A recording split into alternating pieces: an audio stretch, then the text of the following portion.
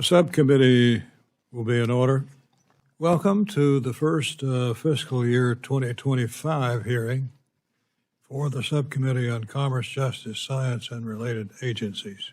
We want to welcome our witness, the Honorable Christopher Wray, Director of the Federal Bureau of Investigation, back to this subcommittee. Director Wray, who has nearly 30 years of DOJ and FBI experience dating back to the late 1990s, has served in his current role since August of 2017. In his capacity as director, he oversees an agency of over 35,000 people, including special agents, intelligence analysts, language specialists, scientists, and information technology specialists. Director Wray. Thank you, and good afternoon, Chairman Rogers, Ranking Member Cartwright, members of the committee. I'm proud to be here today representing the roughly 38,000 men and women who make up the FBI. Every day, our people are working relentlessly to outpace our adversaries and to stay ahead of complex and evolving threats. So I'd like to start out by thanking you and the rest of the committee for your support over the years for our efforts to achieve our mission of protecting the American people and upholding the Constitution. At the same time, I also realize the reality of the environment we're in today, where so many agencies are dealing with tightening budgets. And this year, the FBI is one of those agencies.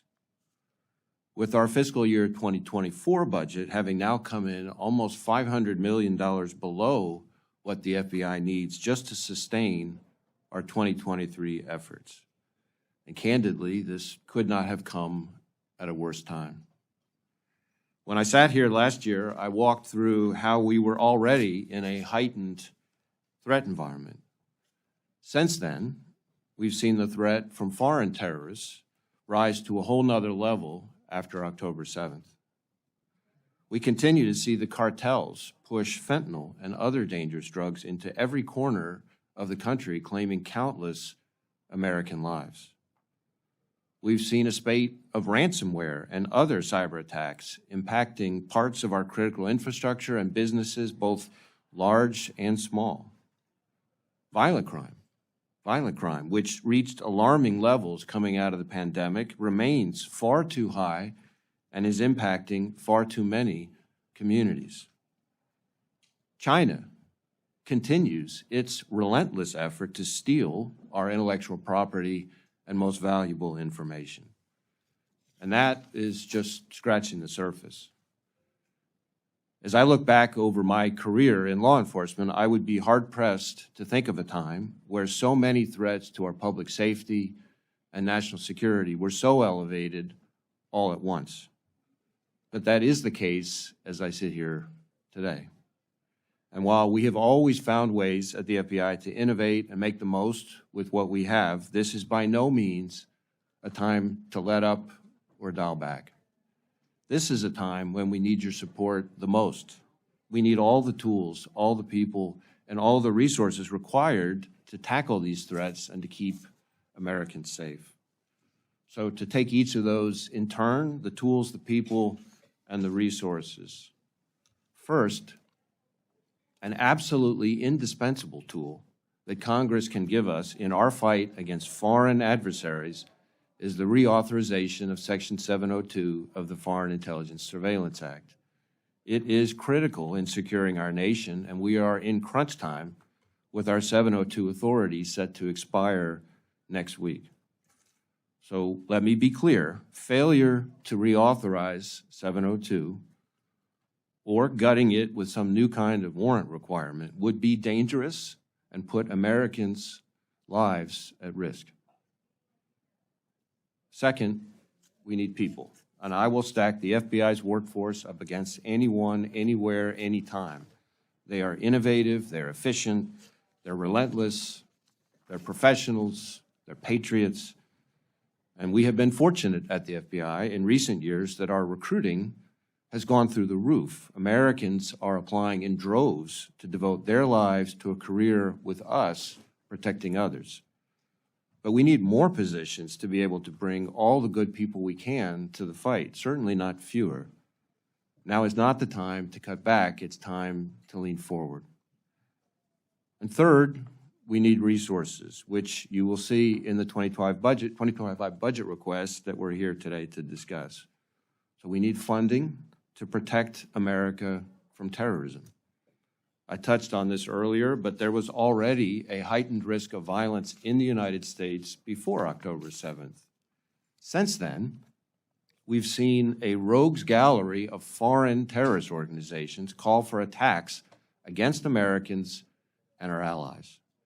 And given those calls for action, our most immediate concern has been that individuals or small groups will draw some kind of twisted inspiration from the events in the Middle East to carry out attacks here at home. But now, increasingly concerning, is the potential for a coordinated attack here in the homeland, akin to the ISIS-K attack we saw at the Russia concert hall just a couple weeks ago. We also need funding to counter the threat from the People's Republic of China, a government sparing no expense in its quest to hack, lie, cheat, and steal its way to the top as a global superpower and to undermine our democracy and our economic success. We need funding to counter cyber threats, certainly those from China, but also from a crowded field of sophisticated hostile nation-states and criminals, nation-states like Russia, Iran, North Korea. We need funding to mitigate the range of threats from the border. Fentanyl, gangs like MS-13, human trafficking. We need funding to address the violent crime that remains at levels in this country that are still too high. And we need funding to keep going after child predators and to rescue young victims from their tormentors. Now, in all those areas I just mentioned, we're working closely with our partners at all levels of government to achieve our shared goal of keeping our communities safe. Every day, FBI agents, analysts, and professional staff are working shoulder to shoulder with thousands of task force officers from hundreds of different police departments and sheriff's offices all over the country on our FBI-led task forces. On top of that, we provide technology and expertise, valuable investigative leads like DNA matches, and cutting-edge training to law enforcement nationwide to help them protect Americans from harm. So cuts to us are cuts to our partners, state and local law enforcement agencies and officers who are on the ground putting themselves in the line of fire, often quite literally. And that is just one way those cuts are going to have real impacts on the American people. So yes, we took a hit in the 2024 budget, but the 2025 budget is a chance to get back on track, to provide the FBI's men and women the tools and the resources the American people need us to have to keep them safe. So thank you again for having me here today, and I look forward to our discussion.